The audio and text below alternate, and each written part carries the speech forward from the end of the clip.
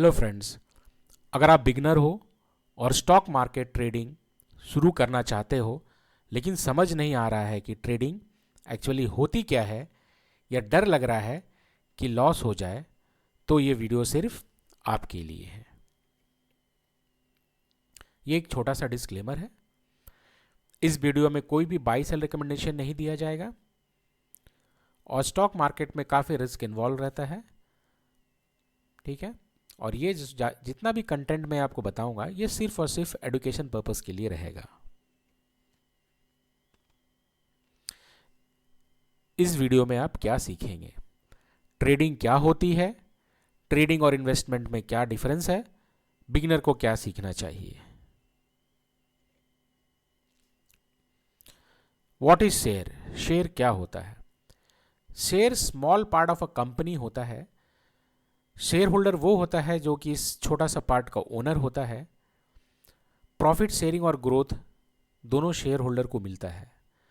अगर आप ऐसा समझें, शेयर होल्डर उस कंपनी का एक हिस्सा का छोटा सा मालिक होता है, हिस्सेदार होता है, छोटा सा हिस्सेदार।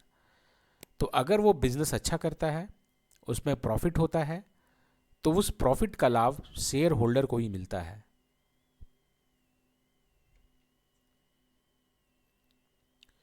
कंपनी मार्केट में क्यों लॉन्च होती है या अपना शेयर क्यों उतारती है मार्केट में?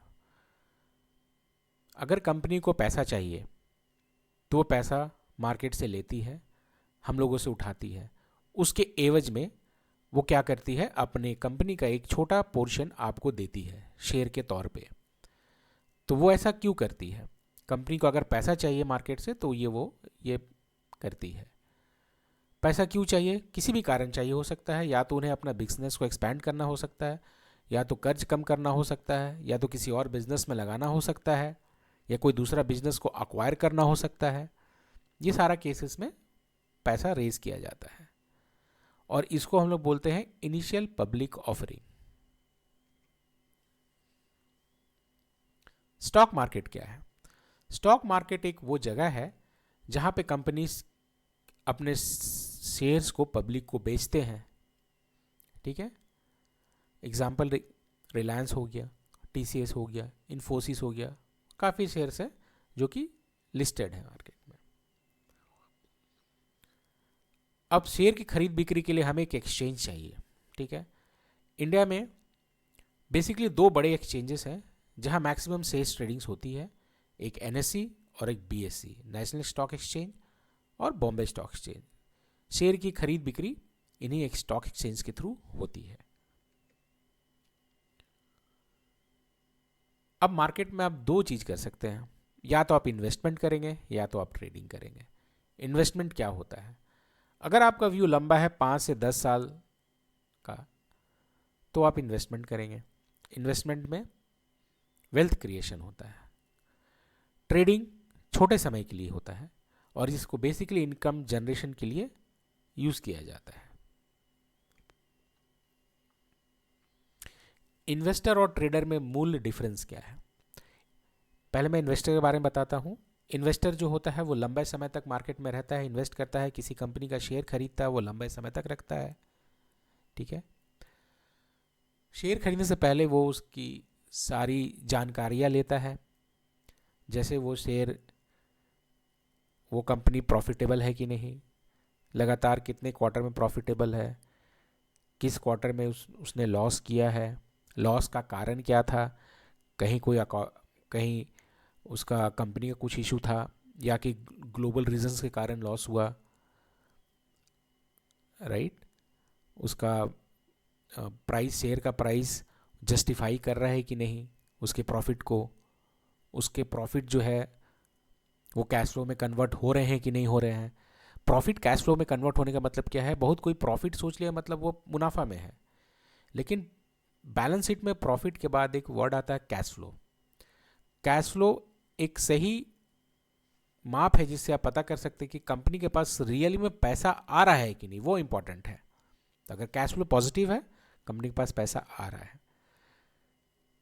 कंपनी का ज़्यादा कर्ज तो नहीं है, कर्ज बहुत इंपॉर्टेंट फैक्टर है। कंपनी का कोई पास्ट फ्रॉड रिकॉर्ड तो नहीं है, वो कंपनी का कैरेक्टर को डिस्प्ले करता है।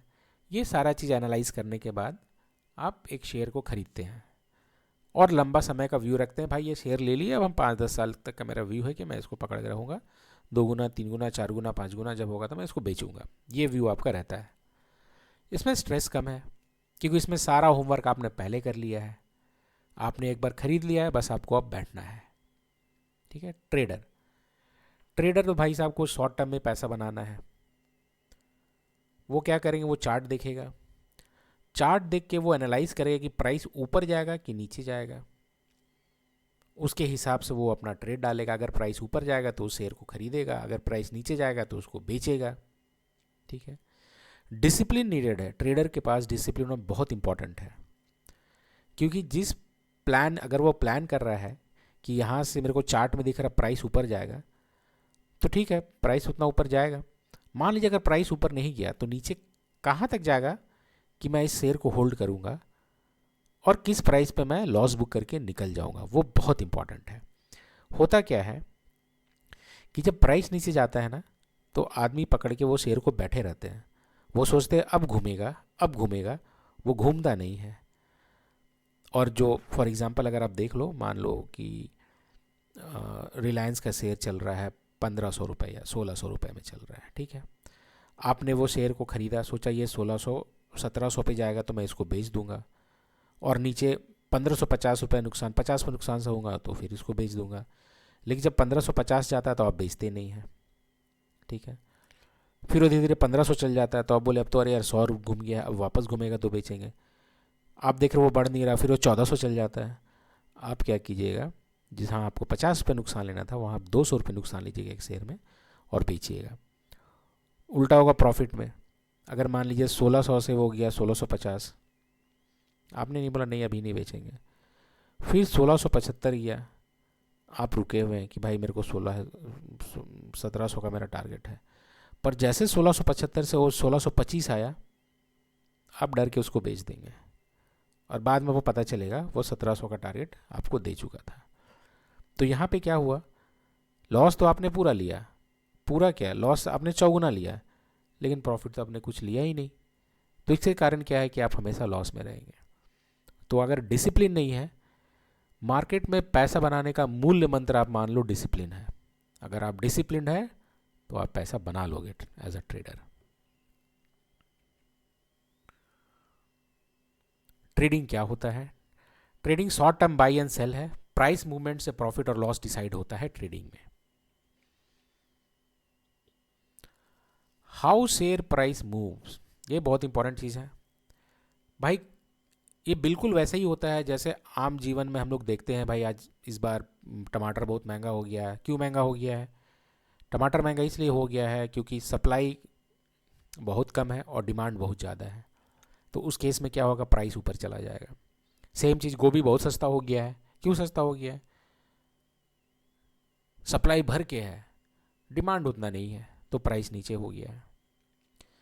अब क्या क्या फैक्टर इसको इम्पैक्ट करता है? News, results, economic sentiment. News, भाई साहब कल सुबह ट्रंप उठते हैं, बोल देते हैं इंडियन आईटी कंपनीज पे हम 200% टैरिफ लगा रहे हैं, सारा शेयर्स डाउन हो जाएगा आईटी कंपनी का। न्यूज़। रिजल्ट, फॉर एग्जांपल अगर इन्फोसिस का रिजल्ट आ रहा है, आपने सोचा है कि 3000 करोड़ का मुनाफा होगा, पर 2900 करोड़ का मुनाफा हो जाता है। रिजल्ट आपका एक्सपेक्टेशन से नीचे आता है, शेयर का प्राइस गिर जाएगा। इकोनॉमी, इकोनॉमी अपने जीडीपी का कुछ ग्रोथ लगाया है, फॉर एग्जांपल मान लीजिए 7% लगाया है, लेकिन क्वार्टर ग्रोथ देख के लग रहा नहीं कि वो 7% अचीव कर पाएगा, प्राइस गिर जाएगा। पर अगर देख रहे नहीं वो अचीव कर लगा, हो सके उसको पार कर जाए, प्राइस बढ़ जाएगा। सेंटीमेंट, आसपास कोई वॉर तो नहीं हो सकता है, कोई वॉर हो रहा है उसका कोई लार्जर कास्केडिंग इफेक्ट तो नहीं हो सकता है, क्रूड का दाम तो नहीं बढ़ सकता है। ये सब अनिश्चितताएं अगर नहीं रहेगा तो प्राइस उतना, मार्केट उतना अच्छा से भागेगा नहीं। अगर ये सारा चीज़ सेंटीमेंट अच्छा रहेगा, लड़ाई उतना नहीं हो रहा है, क्रूड का प्राइस स्टेबल है, तो मार्केट अच्छा करेगा। What is chart? चार्ट क्या होता है? चार्ट एक विजुअल होता है जो हमें प्राइस का पास्ट और प्रेजेंट बिहेवियर दिखाता है। बिना चार्ट के ट्रेडिंग अंधेरे में तीर चलाने जैसा है। जैसे ईसीजी रिपोर्ट डॉक्टर को बॉडी का हाल बताता है, वैसे ही चार्ट ट्रेडर को मार्केट का हाल बताता है। अगर आप ट्रेडिंग सीखना चाहते हो, चार्ट समझे बिना ट्रेडिंग पॉसिबल ही नहीं है। मैं बिगिनर के लिए सिर्फ कैंडलस्टिक चार्ट रिकमेंड करता हूं।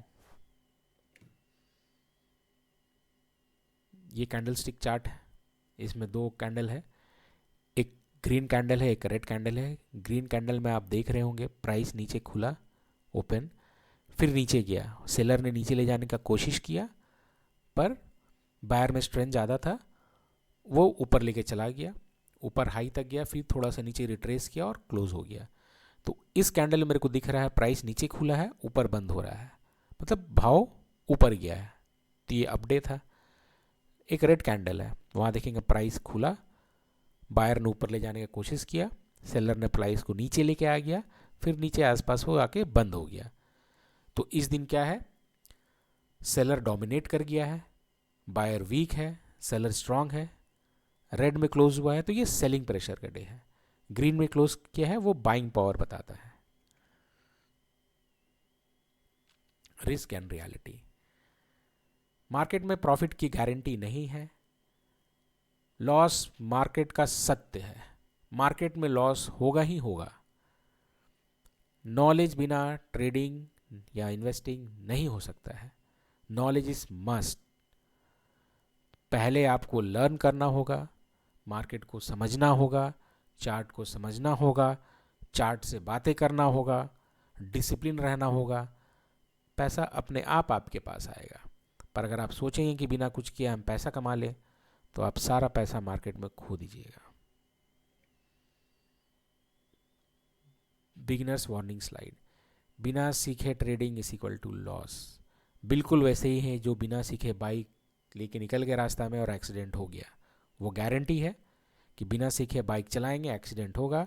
उसी तरह से ये भी गारंटी है बिना सीखे ट्रेडिंग करेंगे लॉस होगा। बिगिनर को पहले क्या सीखना चाहिए? बिगिनर को पहले चार्ट्स का बेसिक सीखना चाहिए, कैंडल स्टिक सीखना चाहिए, एंट्री और एग्जिट, एंट्री से भी ज़्यादा इंपॉर्टेंट एग्जिट है, सीखना ज़रूरी है। नेक्स्ट टॉपिक, इसके बाद हम कौन सा टॉपिक करेंगे, वो है चार्ट रीडिंग का टॉपिक करेंगे। आज हमने ट्रेडिंग का बेस समझा है। नेक्स्ट वीडियो में हम देखेंगे चार्ट क्या होता है और कैसे काम करता है। अगर आप बिगिनर हो, चैनल को सब्सक्राइब कर लो, क्योंकि ये पूरी सीरीज बिगिनर के लिए ही है। आप हमारे चैनल को लाइक कीजिए, शेयर कीजिए, सब्सक्राइब कीजिए, और जो नए हैं बिगिनर्स हैं वो कमेंट में बिगिनर्स लिखिए। Happy learning. Thank you.